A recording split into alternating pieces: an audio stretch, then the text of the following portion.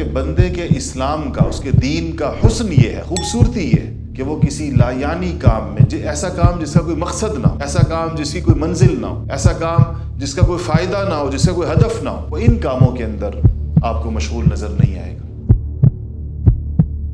جن قوموں میں وفا ہے وہ واپس اٹھتی ہیں دوبارہ، جو قومیں بے وفا ہو جاتی ہیں وہ تو اپنی تاریخ سے وفادار نہیں ہوتی۔ تو یہ آئیڈینٹی کرائسس کے اندر وفا نکل جانا ایک اہم پہلو ہے۔ میں آپ کو حقیقت بتا دوں، اگر میں ابھی آپ سے پوچھنا شروع کروں، آپ پچھلے 150 سالوں میں جن لوگوں کی وجہ سے میں اور آپ آج مسلمان ہیں، آپ ان کو نہیں جانتے۔ آگے جا کے آپ صلی اللہ علیہ وسلم نے بہت سخت الفاظ فرمائے، میں اس کو بالکل اس کے نرم ترین الفاظ آپ کے سامنے رکھتا ہوں۔ آپ صلی اللہ علیہ وسلم نے فرمایا، میرے امتیوں مجھے اس دن مایوس نہ کرنا۔ آپ امیجن کر سکتے ہیں کہ ہمیں کیا کہہ کے جا رہے ہیں، میں حوض کوثر پہ تمہارا انتظار کروں گا، مجھے مایوس نہ کرنا۔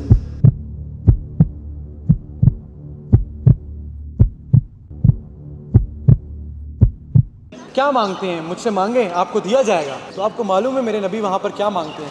وہ ایک شعر بھی ہے نا، امتی امتی لب پہ جاری رہا، امتی تیری قسمت پہ لاکھوں سلام۔ تو وہ پوری عمر امتی امتی کرتے جائے گا، اور امتی اتنا بے وفا ہے کہ وہ نبی کی سیرت کو نہیں پڑھے گا۔ امتی امتی امتی امتی امتی آپ روز محشر دن قیامت میں کیا منہ لے کے جائیں گے آپ وسلم کے پاس کہ ہم نے آپ وسلم کے لیے کیا کیا ہے؟ یہ 10 سال جنگ ہو رہی تھی، کفار کی جو صفیں تھیں نا وہ بکھر گئیں۔ تو آپ کو وہ لینز مل جائے گا اسلام کا، جس لینز سے آپ دنیا کو دیکھو گے تو آپ کو پتہ چل جائے گا یہ ٹھیک ہے اور یہ غلط ہے۔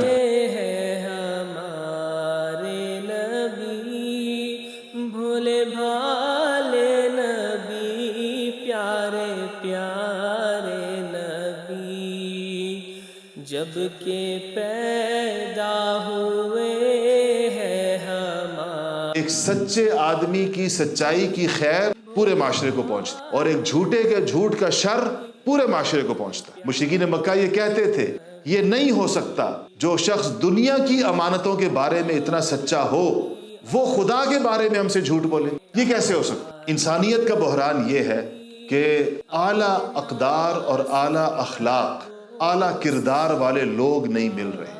انسان کی قیمت سب سے پہلے جو اس کی قیمت لگتی ہے وہ ایمان سے لگتی ہے، ایمان کے بعد انسان کی قیمت لگتی ہے اخلاق حسنہ سے۔ تو اللہ نے آپ صلی اللہ علیہ وسلم کو بھیجنے کے لیے یونان کا انتخاب نہیں کیا، مکہ کا انتخاب کیا۔ وجہ کیا ہے؟ اس پہ جتنے سیرت نگار ہیں وہ جس خلاصے پہ آتے ہیں، جو اس کی سمری ہے وہ یہ ہے کہ جو ادھر کے رہنے والے لوگ ہیں ان کے اندر بعض کوالٹیز ایسی ہیں جو دنیا میں کہیں اور پائی نہیں جاتی۔ اللہ کے دین کو پوری دنیا میں پھیلانے کے لیے وہ کوالٹیز سب سے زیادہ ضروری ہیں، اور اللہ کو ویسے لوگ چاہیے۔ اگر آپ کے سامنے بعض رکھ دوں تو اس کی مثال یہ ہے کہ وفادار لوگ تھے۔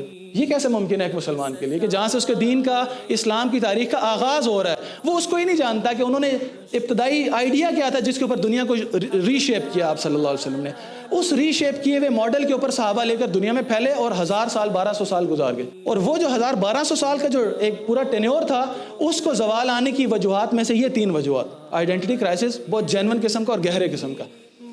دوسرا، اگر یہ آ بھی گیا تھا تو ہم نے اس کے بعد اس کو ایڈریس کرنے کی کوشش نہیں کی، اور دین کے ساتھ غیرت کا اور حمیت کا معاملہ نہیں کیا۔